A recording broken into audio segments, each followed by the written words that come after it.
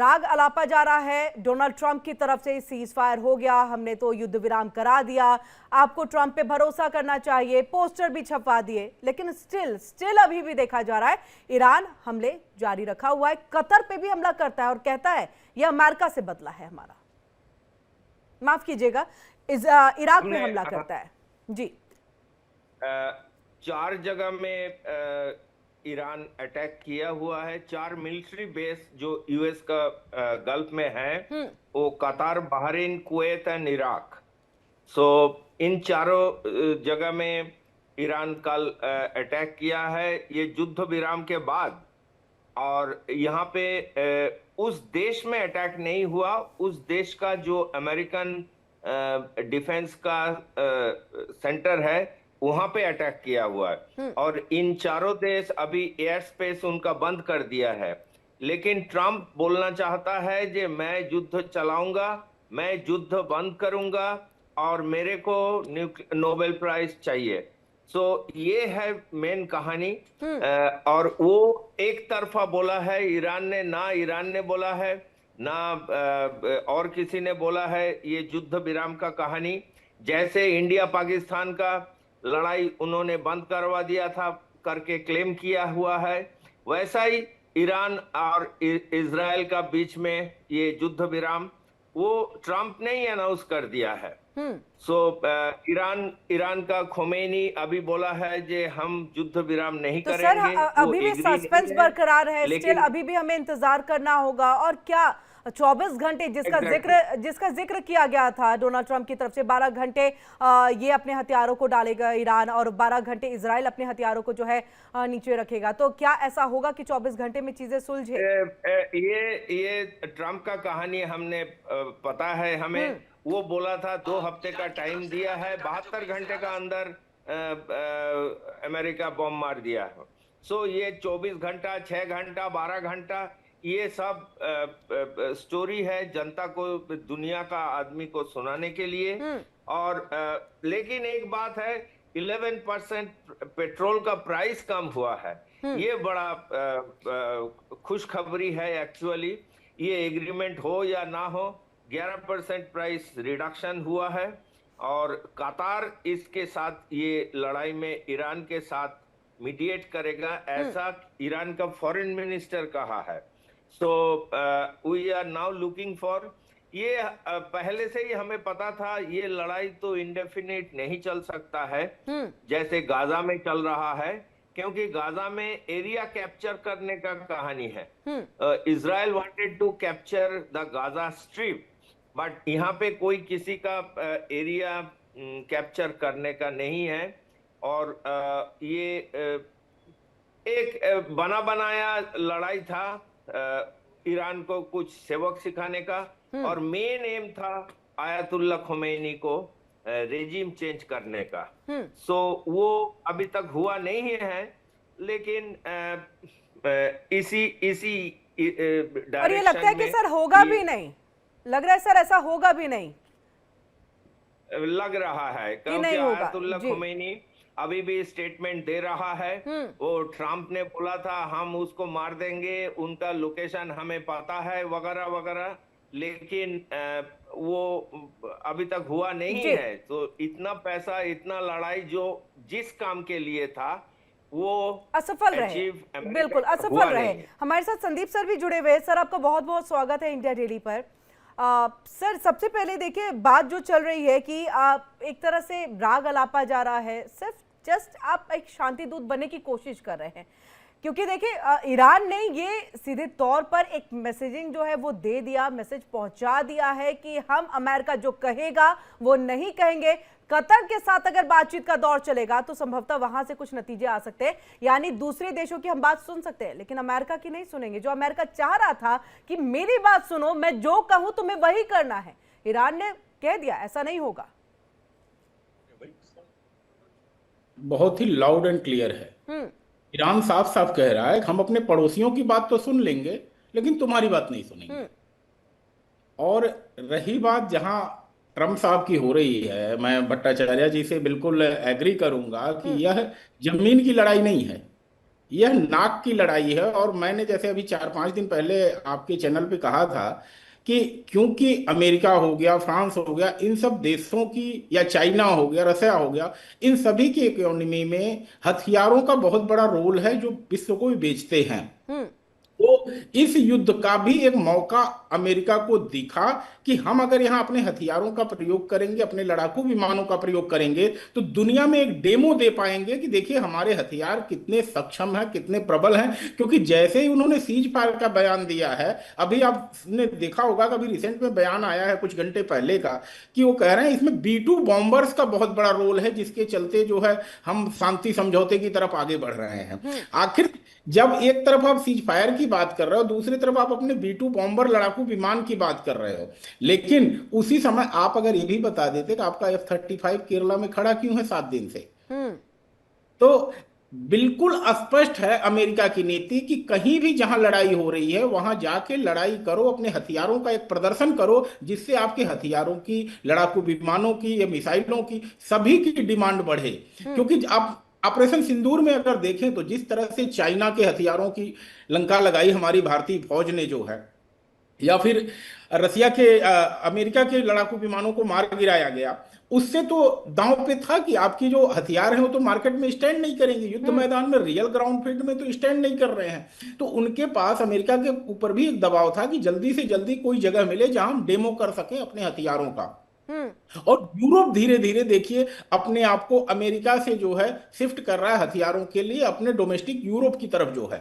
तो इन सब चीजों से अमेरिका का जो पूरा स्पष्ट है जी। कि हथियार बेचना है हमें, एक लाइन में उनका मामला है। थोड़ा सा मारपीट करो, डेमो दिखाओ हथियारों को, और B2 बॉम्बर्स की उन्होंने क्रेडिट लेनी शुरू कर दी। लेकिन बात तो यह है, ट्रंप साहब कहीं भी सीज फायर नहीं करा पाए, यूक्रेन में नहीं करा पाए, और भारत में तो बिल्कुल स्पष्ट हो गया पाकिस्तान के उप प्रधानमंत्री के कहने के बाद कि यहां भी कोई रोल नहीं था। ईरान ने अभी तक कोई स्पष्टीकरण भी नहीं दिया है कि ऐसा कुछ हुआ भी है, और लड़ाई बिल्कुल दोनों तरफ अभी चल भी रही है। बिल्कुल, यानी जमीन खिसकती देखिए डोनाल्ड ट्रंप को, तो लगा कि इसी तरीके से बचाया जा सकता है। सर ये समझने की कोशिश, क्योंकि देखिए हम बात कर रहे हैं कि क्या बहुत जल्दबाजी कर दी आपने, डोनाल्ड ट्रंप ने, कि आपने सीज फायर को लेकर के आपको क्रेडिट लेना है, पीस अवार्ड लेना है, ठीक है, ये अलग बात है। लेकिन जो ऑलरेडी देश जल रहे हैं उनको आप अपने फायदे के लिए नहीं देख सकते हैं यहाँ पर। और आपने देखिए जल्दबाजी में सब कुछ कर दिया जो प्रोवोक कर गया ईरान को, और मुझे लग रहा है इसी के बाद देखिए किस तरह से हमले जारी हैं। सिर्फ ईरान ने और दुनिया का मजाक नहीं बना रहा है, अमेरिका के पार्लियामेंट में भी ये हो रहा है। वो दो Republican party congratulated Trump, but Democrat has told that ये हाउस ऑफ कॉमन्स में कोई परमिशन नहीं ली गया। ये किसी को अमेरिकन आर्मी को डिप्लॉय करने के लिए कोई हमने हुकूमत जो है वो परमिशन लेना पड़ता है पार्लियामेंट से, वो नहीं लिया गया है। और house was not informed about the impending this war. So ये अकेला ही प्रेसिडेंट लिया है डिसीजन, और ये मिडनाइट हैमर, ये बहुत डेमोक्रेसी के लिए ये बहुत खतरनाक है। ये अमेरिका का पार्लियामेंट की बात है। सो ये जल्दबाजी तो नहीं हम कह सकता है, क्योंकि मेन एम जो नैरेटिव बनाया गया था वो है जो ईरान का न्यूक्लियर वेपन यूज नहीं करना है। सो वो तो तकरीबन खत्म हो गया है। वो 7 B2 बम्बर पूरा अमेरिका से जाके वो 12 बम गिराया है। वो क्या तोड़ा है ये हमें नहीं पता। उसमें 60% एनरिच्ड यूरेनियम भी होता तो उसमें कुछ रेडिएशन होता, तो वो कुछ नहीं हुआ रेडिएशन। तो इसका मतलब वो फालतू बम मार के चला गया है। तुम्हारा इधर बम है, हम सारी दुनिया में 200 कंट्री है, और वो फार्दो में 50 मीटर अंदर वो कंक्रीट का बंकर, वो है क्या नहीं है वो हम किसी को नहीं मालूम। हमारे इंडिया का न्यूक्लियर बम किधर है हमको नहीं मालूम। कोई आके अमेरिका आके बम मार के बोल दिया कोई एक जगह में, जे ये इधर ही तुम्हारा बम था, इसीलिए हम इसको तोड़ दिया। एकदम हंसा लाफिंग स्टॉक बन गया है। ट्रम्प, मेरे को लग रहा है। मतलब कुछ नहीं है, वो एक बम मार दिया और बोला है जे ये खत्म है, हम अभी सीज फायर करेंगे। This is absolutely a fun decision by Trump. बिल्कुल Sandeep sir, mind your own business, Trump क्यों नहीं इस बात को समझते? समझ गए, आप समझ जाएंगे सर। समझ गए। वो जैसे ही उन्होंने वहां पे बमबारी की ना, हाँ। उन्हें समझ में आ गया कि अमेरिका की इकोनॉमी जो है लंबे समय तक यूक्रेन रसिया की तरह लड़ाई नहीं लड़ सकती, ना ही इस चीज के लिए यूरोप तैयार है। जैसे ही कतर पे दोहा पे हमला किया, उन्हें लगा कि अब तो पूरे यूरोप की खूबसूरती बिगड़ सकती है।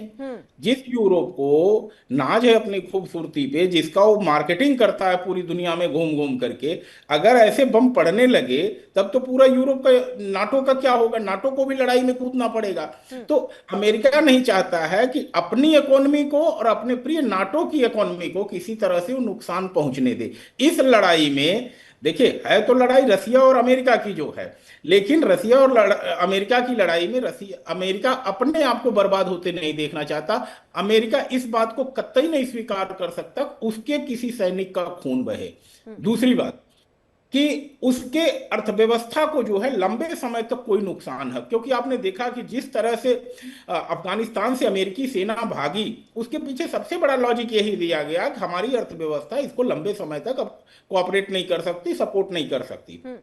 तो क्या सीरिया बना करके या कुछ ऐसी चीजें बना करके ईरान में लंबे समय तक अमेरिका कर सकता था? नहीं कर सकता था। इस बात को अमेरिका को भी पता था। लेकिन फिर सर आपको राइट्स किसने दिया कि आप दो देशों को इसमें झोंक दे? क्योंकि इजराइल को अगर आप सपोर्ट कर रहे हैं वहां पर हथियार दे करके, तो आप झोंक रहे हैं। नो डाउट इजराइल बहुत दुश्मनों से घिरा हुआ है, जहां पर आपको उसको सेफ्टी देनी चाहिए थी, लेकिन आप वहां पर हथियार देते हैं, ईरान पे तुम हमला करो। और जैसा अभी देखिए यहाँ पर कर्नल कुणाल जी भी कह रहे थे कि सिर्फ नैरेटिव जो है एक न्यूक्लियर वेपन का क्रिएट किया गया है। चलिए वो तो आने वाले दिनों में चीजें, तस्वीर जो है वो क्लियर साफ हो जाएंगी, लेकिन इस बीच में अगर न्यूक्लियर वेपन नहीं तो कुछ और आपकी मंशा थी। आपको अपना पावर, ऑयल, ये तमाम जो आपके कुछ मुख्य जो महत्वपूर्ण मुद्दे रहे हैं, वो आपको यहाँ पर जो है उसको साधना था।